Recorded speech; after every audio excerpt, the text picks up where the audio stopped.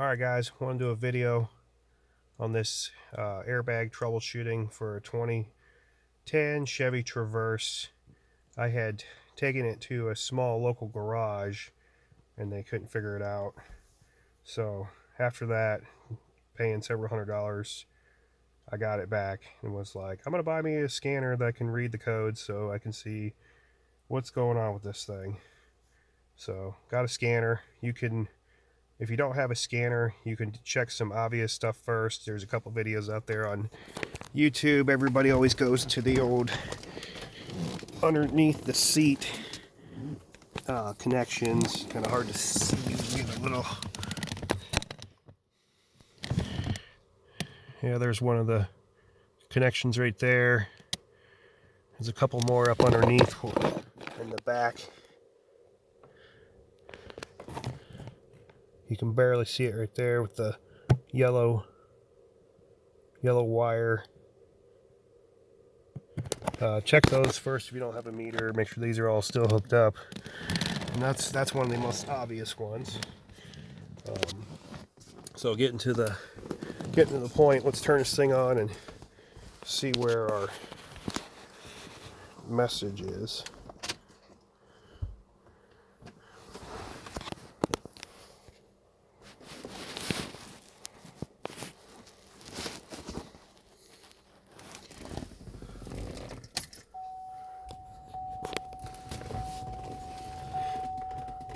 Click it on. There's the old airbag light. Airbag light's on.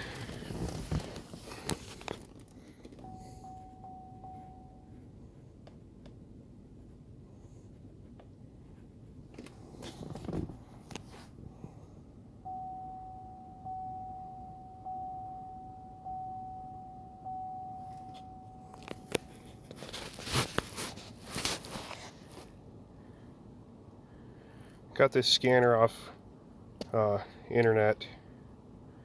There's a couple of them out there, like Alltel, and this launch one's pretty good. You can, not promoting the product or anything like that, but you can, once you get a code, you can actually click it. It's hooked to Wi-Fi and everything. Auto scans your VIN.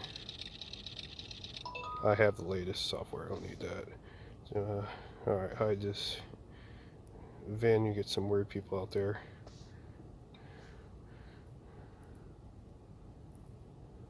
They'd be like, look up, who's this guy? Where's his VIN at? See what it's thinking. I got an automatic. Scanning. Gives you like a fancy report. This is probably for customers. There's our restraint coming up. So we got supplemental restraint, abnormal, right front impact sensor, the left impact sensor. I had that one off to check something earlier, so that's more of a nuisance message.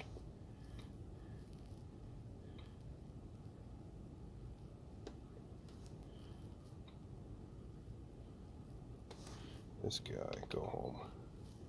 We'll go to reset.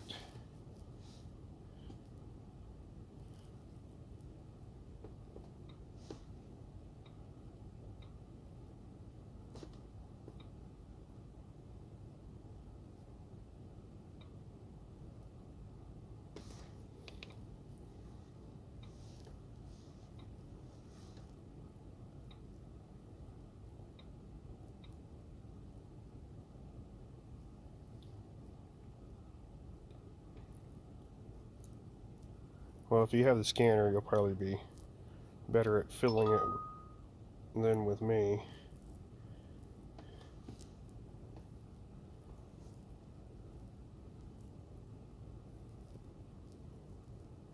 Alright, I need to get out of this report and then I can get it. Okay, here it is. I need to enter here.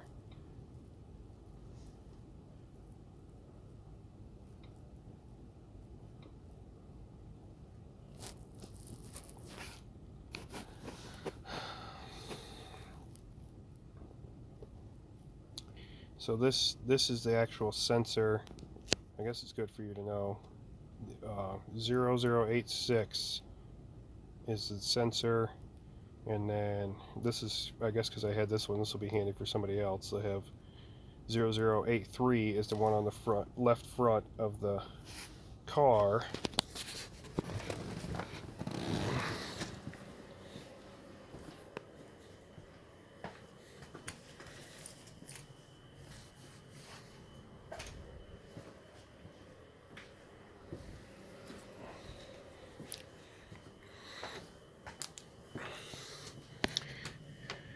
Right there.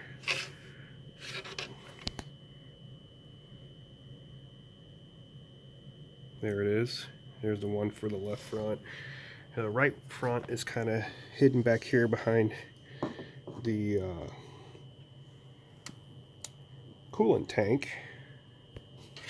See if I can't get a little picture of that one. Knowing where these sensors are is pretty helpful. They're actually the same part number. You can see the part number on there. So if you're getting one from the junkyard or somewhere else, you can use the ones on the front. Fronts are in the sides also.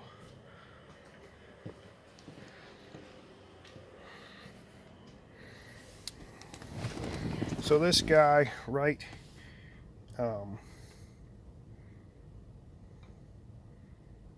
front was open circuit. We had an open circuit. Well, you go to get it at the door after finding out to see where this 86 was. There was a couple of videos like a terrain or something like that. It was actually in the door, because it seems odd you'd have an impact sensor in the door, but I guess they can handle opening and closing the door a lot. Some car models, Chevys or whatever, they're down here. I had this off for something else. But this for the Traverse, it's over here. So everybody loves the Monday morning quarterback of it's all ripped apart and here's the deal, but these clips, you pretty much pop them off everything all around the door and then lift it up, and it comes up off of this. So this isn't that bad to get into. You got to take these two screws out here on the front cover, but those are really the only screws you have to take out. And then so you could open it up. This kind of pulls down. There was like a little foam panel here, and then here's the sensor that's calling out that says it has an open loop. So instead of just throwing parts at something, I'd like to see if it was actually bad. So you can take, there's this little tab, it's hard to get to on it, red tab. Pull the cannon plug off. This guy, we had already got it loosened up.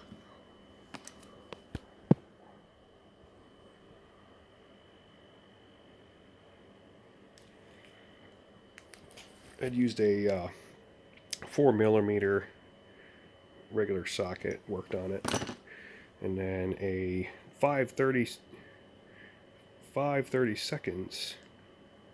socket works on it too. So I got it loosened up.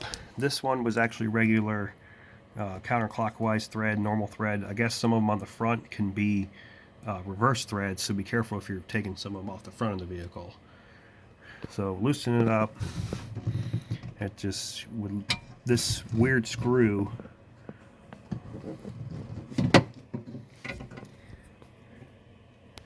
you can kind of see it now, just kind of backs out, and then you can pull it up and out of that hole.